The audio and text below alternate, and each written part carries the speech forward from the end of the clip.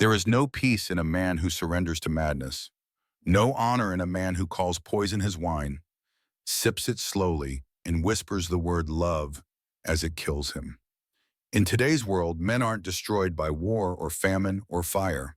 They're destroyed by a smile, a kiss, a soft voice that wraps around their spine like a snake and teaches them to enjoy the suffocation. And no one weeps for them. Why? Because they chose to die quietly. Marcus Aurelius didn't beg, he ruled. He didn't chase storms just to feel alive, he mastered them. And he didn't leave behind poems or comfort. He left behind warnings. Warnings like this: you have power over your mind, not outside events. But today's man, he's given up both. He lets a woman become the storm, the event, the god of his every emotional state. And worse, he thinks that's romance. So listen carefully, like your future depends on it, because it does. There are 10 behaviors no man should ever tolerate from a woman. Not because you fear being alone, not because you're afraid of losing her, but because you refuse to lose yourself. If you let these behaviors slide, you're not a man in love. You're a man in chains. First, mockery, the eye rolls, the sarcastic jabs in front of friends, the little public humiliations she later waves off as just a joke. A woman who can't speak of you with reverence shouldn't speak to you at all. Marcus Aurelius wrote, "What injures the hive injures the bee, and what injures your image injures your soul." A man who lets his woman humiliate him isn't building a relationship. He's digging a grave for his confidence, one insult at a time. Second, chaos as the norm. She's never at peace. Her moods rule the house. One moment warm, the next ice cold. Her anger is a blade, and you're always bleeding. And you've convinced yourself that this is passion. It's not passion, it's pathology. Marcus wrote, "Nowhere can man find a quieter retreat than in his own soul. But a man who shares his bed with a hurricane will never find retreat.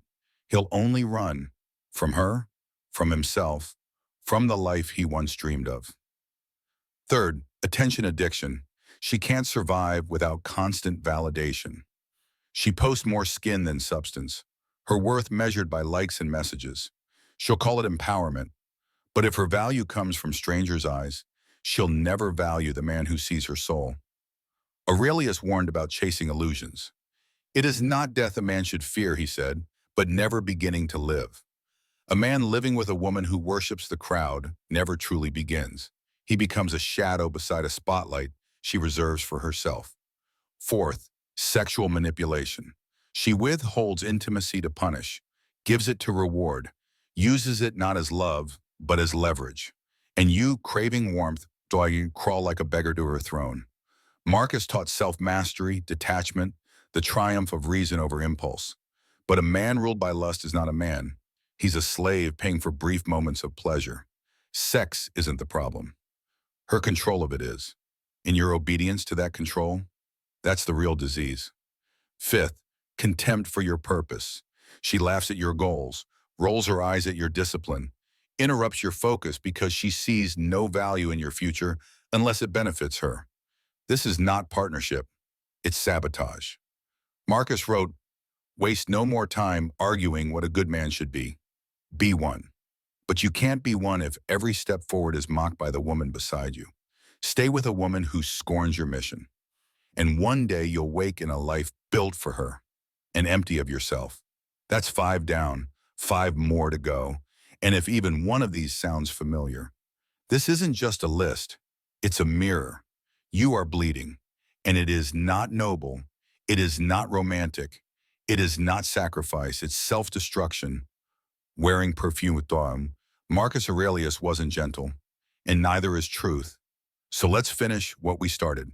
Sixth, the ghost of competition. She doesn't want to walk beside you, she wants to outshine you. Her words drip with comparison. Her victories must be louder than yours. Her success, her income, her followers, her status, they're not shared. They're weapons. And slowly the man becomes a silhouette in his own home.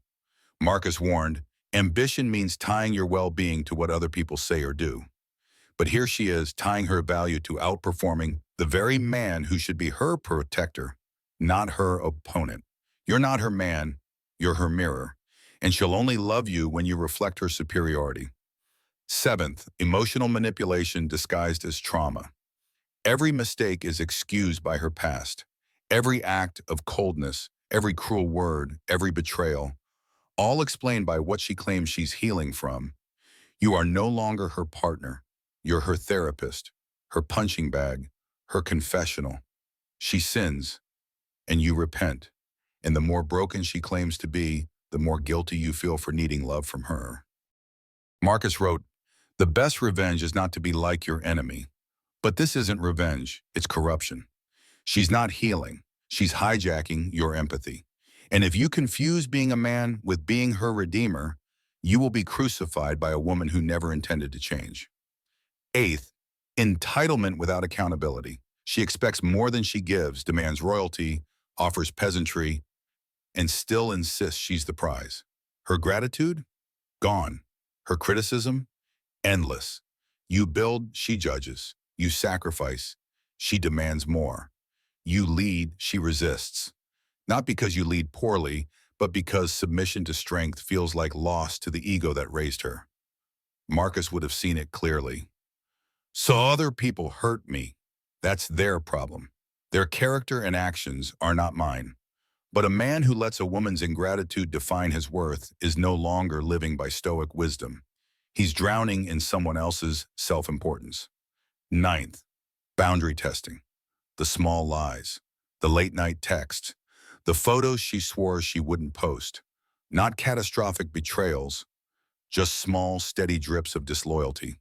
She knows your limits and steps just past them to see if you'll flinch. Marcus said, "If it is not right, do not do it. If it is not true, do not say it. But if she does it and you stay, what does that say about you? Every test you fail becomes a game she'll play again and again until your standards become fiction and your silence becomes permission." Tenth, the erosion of respect. Not with loud fights or dramatic scenes, but through the quiet absence of admiration. She no longer listens when you speak. She no longer looks when you enter the room. You've become background noise in the house you built. She's not cruel, just indifferent. And this is the most violent betrayal of all, because a man can survive hate, but he cannot survive being ignored. Marcus wrote, "When you arise in the morning, think of what a privilege it is to be alive, to think, to enjoy, to love. But what of the man who wakes beside a woman who sees no privilege in his presence? He stops rising, he starts fading. So there they are, 10 behaviors, not opinions, not complaints, realities. And each one is a doorway to the slow death of a man's purpose, one silent surrender at a time. Most will ignore these truths because the truth offends, lies seduce, but a few, the rare ones, will listen, and they'll see what's really happening. That love without respect is nothing more than slavery, with a smile. And they'll remember what Marcus Aurelius stood for: discipline of the mind, rule over the self, the sacredness of peace. Now that the illusions are shattered, what remains is the man, raw, wounded, and standing at a crossroads, one choice away from becoming either a tyrant to himself or a prisoner to others. Marcus called this the battlefield of the soul, and this is where the real fight begins. You see, the question isn't, have I seen these behaviors? No, the real question is, have I tolerated them? Because that's where the true tragedy begins. Not in her behavior, but in your silence. The destruction of a man doesn't start with her. It starts with what he permits, in the name of love. And every time he forgives what should have been a goodbye, every time he explains away betrayal with soft logic, every time he bends his standards to keep her close, he's not saving the relationship. He's burying himself alive. Marcus said, "A man should be upright, not kept upright." But today, millions of men aren't upright on their own. They're being kept upright by hope, by fantasy, by the memory of who she was in the beginning, not who she's become. They shape their entire day around trying not to upset her. They learn to read the weather in her eyes. They call it compromise. But it's not compromise, it's fear. It's emasculation. It's the slow suicide of sovereignty. There is no glory in being emotionally bulletproof, in absorbing every wound. That's not strength. That's delusion, shaped by desperation. Real strength is refusal. It's walking away without needing to explain. It's choosing your own sanity over her latest apology. It's saying, I don't need to burn just because she's cold. But that kind of strength, it only comes from stillness, from a man who sits with himself long enough to remember. He was whole before she arrived, and he'll still be whole long after she's gone. Marcus wrote, don't waste what's left of your life speculating about others, unless it's for mutual benefit. And ask yourself, what mutual benefit is there in constantly analyzing her tone, decoding her moods, negotiating for basic decency? That's not love. That's surveillance. And the man who becomes a detective in his own relationship has already lost the case. But the worst damage? It isn't psychological, it's spiritual. Because when a man tolerates what breaks him, his soul begins to rot. His eyes dim, his posture folds, his laughter disappears. He becomes a whisper.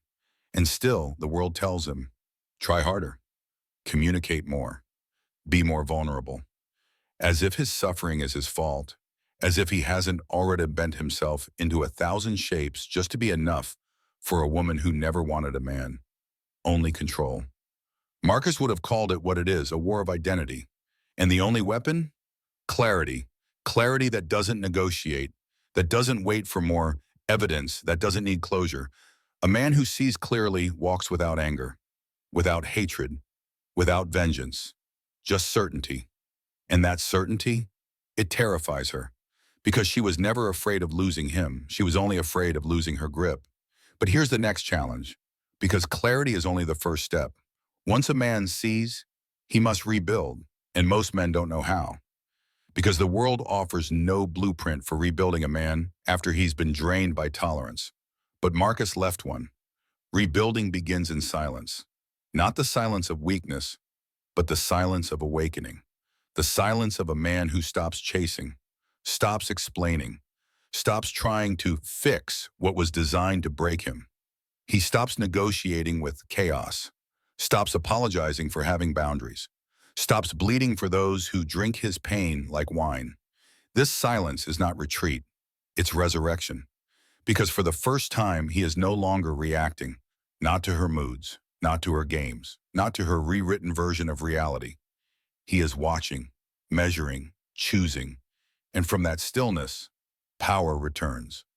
Marcus Aurelius lives surrounded by betrayal, politics, and death, and yet he wrote, be like the cliff against which the waves continually break, but it stands firm and tames the fury of the water.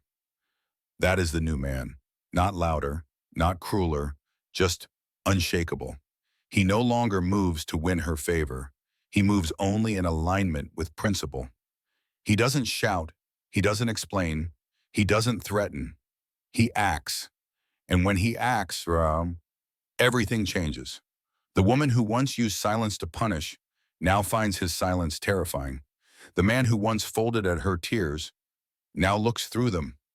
The man who once apologized for wanting peace now demands it, not with words, but with the quiet finality of leaving a room and never returning.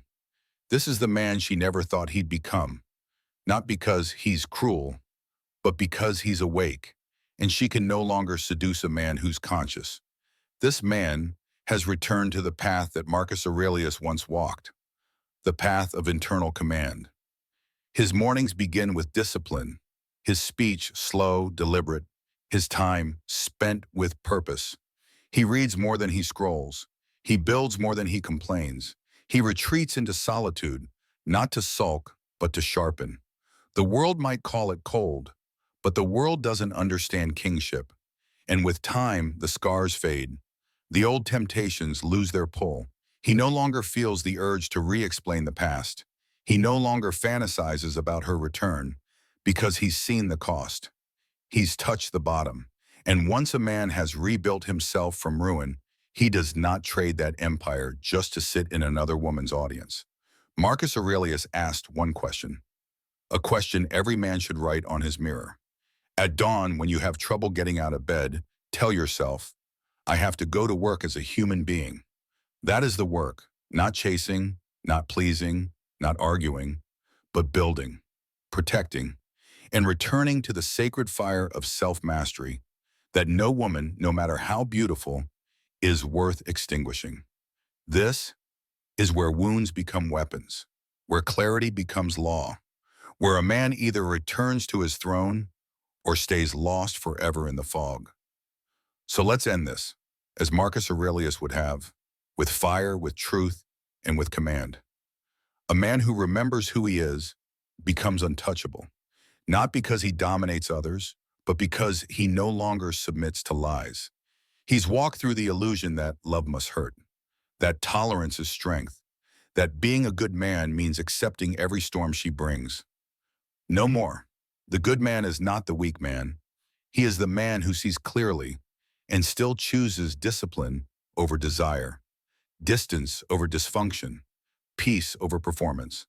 And now he is dangerous, not to women, not to the world, but to the empire of manipulation that once fed on his confusion. Because clarity ruins the game. He no longer argues, he observes.